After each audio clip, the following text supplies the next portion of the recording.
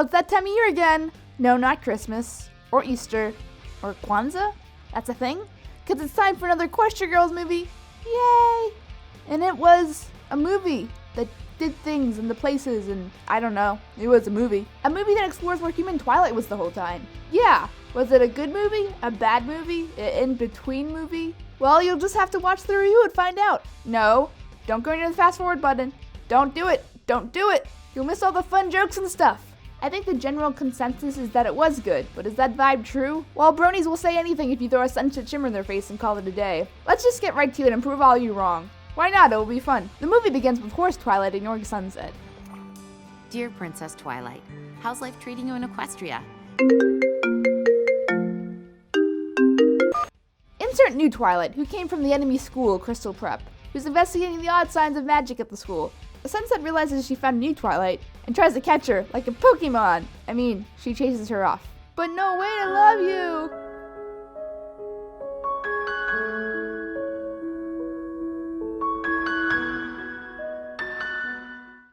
Back at the main school, we get some exposition about Crystal Prep, the enemy school. They're jerks. Like super jerks, and we should hurt them and be mean to them because they were mean to us. Man, I thought this was about friendship magic or something. Sunset rightfully says, well, at least we don't have to worry about world domination, but everyone else disagrees. Yeah, what would you rather have, Demon Spaghetti Monster or Mean Girls? Right? She was a lesbian. So then her mom called my mom and started yelling at her. It was so retarded. And then she dropped out of school because no one would talk to her. When she came back in the fall for high school, all of her hair was cut off and she was totally weird, and now I guess she's on crack. Point made. Rainbow Dash is then tasked with expiring the school. But song! Why does this look familiar? Well, here, have 2 references for the price of 1. 76 trombones led the big parade, with 110 cornets close at hand. Cut to Elsa's castle, the Crystal Prep School, where lonely Twilight is being lonely. She's working on a thing. Been looking for this. What's that do? It's a small mirror that allows me to check my face. We find out that she's summoned by the only person who's nice at this school, Cadence. Cadence is worried that Twilight might miss out on being social and shouldn't spend all her time writing pony reviews. And, oh, wait. On the way to the principal's office, we get kind of a song. She's tired of her boring life. And in a bizarre twist, she dreams of wanting more. We then meet our semi-villain from the movie, Principal Apicus Cinch. Whatever. No, enough! I will have order! Oh, also, you get it? Literature references? Well, if that doesn't work, then her last name rhymes with something else. Just saying. She tells Twilight she has to compete in the games, or she'll basically sabotage her independent study program. Wow. Just saying. I'm surprised Twilight didn't tell Cadence about this. It seems like they had that kind of relationship. I beg your pardon? I think that's the answer. We now meet the rest of the Crystal Prep team, and you see them? You see them? Because they're going, and they're gone. Sorry guys, we just don't have time to develop your characters in exchange for spending more time in that one-note Umbridge teacher. Why?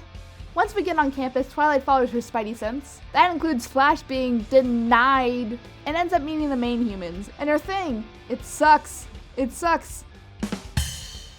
Also, bonus points for all those outfit choices. Only available for limited time, Hockey Fluttershy. Now you can go the rink in style and show all your puck-dealing friends what kindness can do.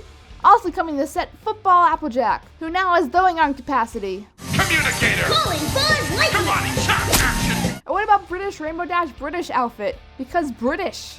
So once Pinky explains that this was an alternate universe Twilight, the cast's attention is on the fact that they pony up? God, that's stupid. Sunset can't figure it out, but to be fair, she hasn't been around the main 6 enough to know what the elements stand for off the top of her head, right?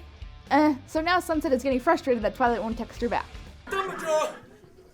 Did you get my texts? More sucking and... Where's the portal?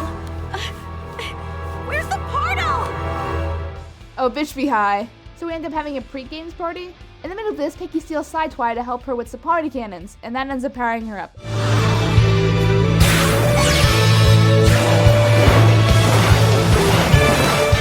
So the ice is cooled again by Bitch Umbridge with bitch speech. Seriously? She's not fired over this? Bitch! So the first event is underway, and suddenly Twilight competing actually makes sense. You know, because she's a skinny little nothing that's not good at sports. So song montage, fast forward, Twilight wins. Also, the song is the most tolerable in the whole thing. Sorry, these songs aren't that good in this movie. Also, Flash denied again. Woo! Maybe this movie is good. So Fluttershy and Twilight have a moment. How? Bunnies. Bunnies solve all your problems. So after some more magic stuff, Spike can talk.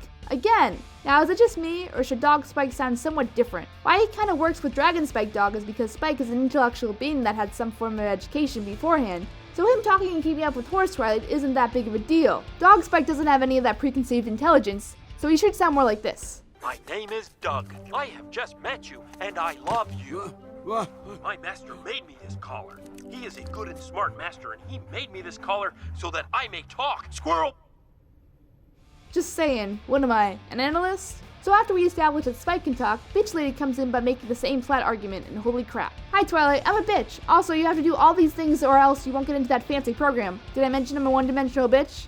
So after a nice little pep talk, we see that the 3 course events are sure to make the competition race. Like, literally. So after a quick lead from Crystal Prep, we end up falling behind because, surprise, surprise, Twilight can't physical exercise.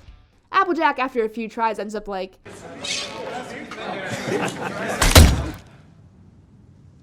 What? You can't not expect a Hunger Games joke. This movie is like Hunger Games Pony Human Edition. Anyway, this causes the Camelot girls to be in lead, but then Twilight just can't shoot straight. Applejack takes pity on this, Sailor Moon's up.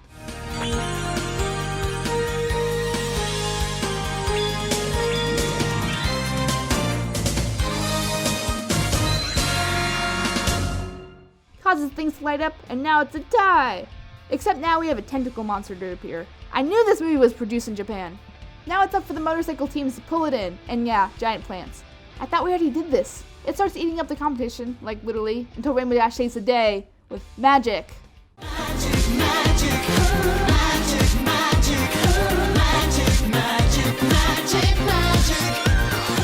So after Twilight admits she doesn't know what the fuck is happening, Sunset explodes on her, like everywhere.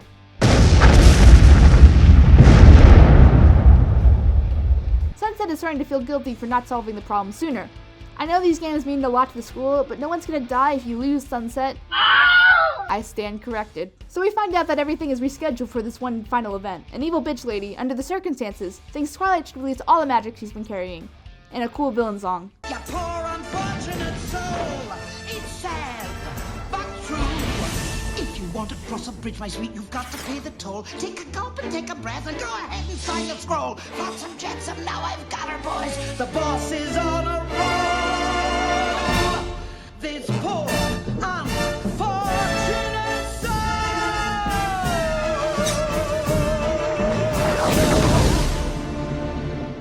And then we get the most awesome looking villain monster thing in a while. Man, this seems familiar. Now, one of the things I don't understand, why exactly is Twilight turning evil? I know she's drunk on power, as the kids say, but huh?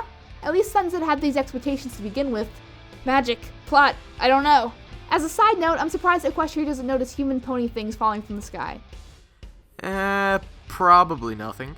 Sunset finally figures out the mystery of the whole thing. How the ponies are powering up to their elements, and she uses that power to become alicorn, human, Sunset thing. Psh. I still don't think she's an alicorn yet, because reasons. So Sunset is able to save the day because friendship magic. The villain gets eaten by centaurs, called out. At least they didn't manipulate Twilight into releasing all the stolen magic and turning into a power-crazed magical creature that tried to rip the world apart just to win a game. Wow, that's a lot to take in when you say it all at once. And after some lamp shading, everyone's the winner. And that's it, there's your movie, peeps. Overall, the movie felt a little average. On the positive, the movie explores a side of the world that we haven't seen, and from a viewpoint of a character that the audience was curious about. Well, one of them. The villain is also one note as well as the other students, and the story feels like something we've seen before. An evil demon tries to take over the school. Someone needs to learn a lesson about friendship. The ending seems kind of like the first one, and I know it's supposed to be like that, but bear with me. It's kind of underwhelming. But the final battle was pretty cool though. I had fun, but then again, I usually have fun, so. But you don't have to take my word for it.